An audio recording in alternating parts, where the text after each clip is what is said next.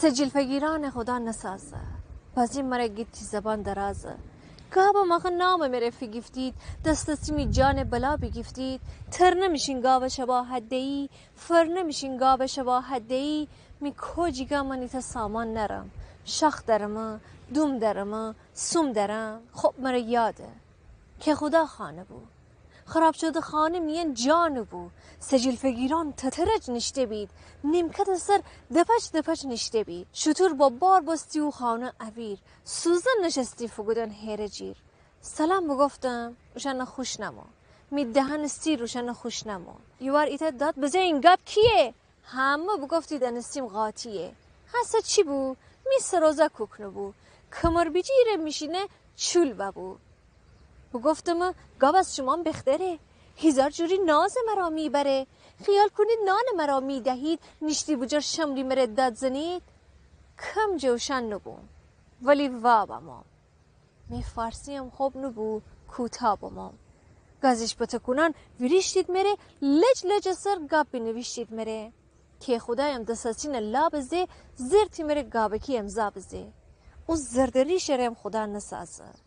بس این مرگی تیز زبان درازه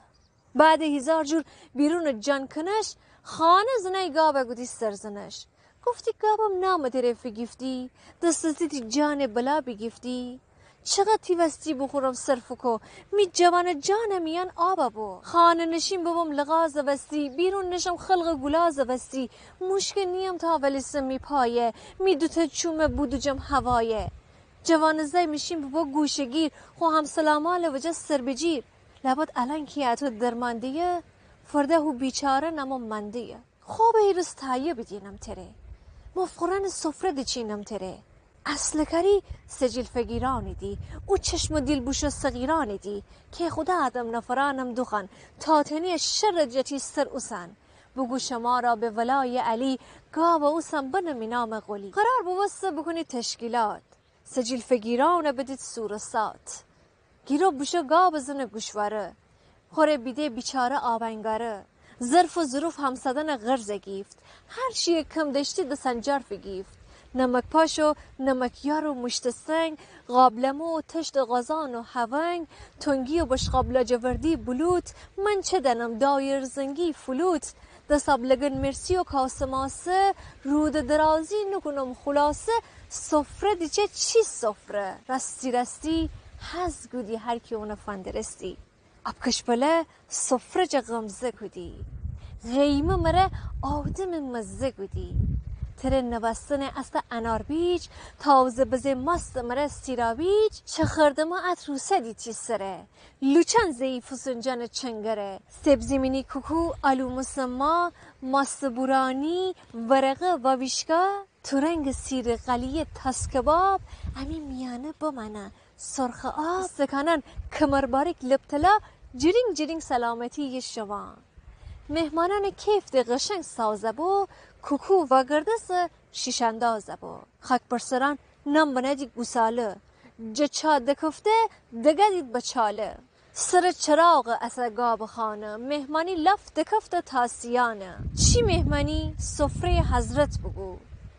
شیر ستم شالان لذت بگو صحرا نبوده جنگل مولای خرس شکم بترکس صحرای چاچی کنار فجر نشسته اسباب قابلمو و تشت تیان و بشقاب تازه سجیل جزب و پشت جیر نیشته باشه گاو چمان تیرپیری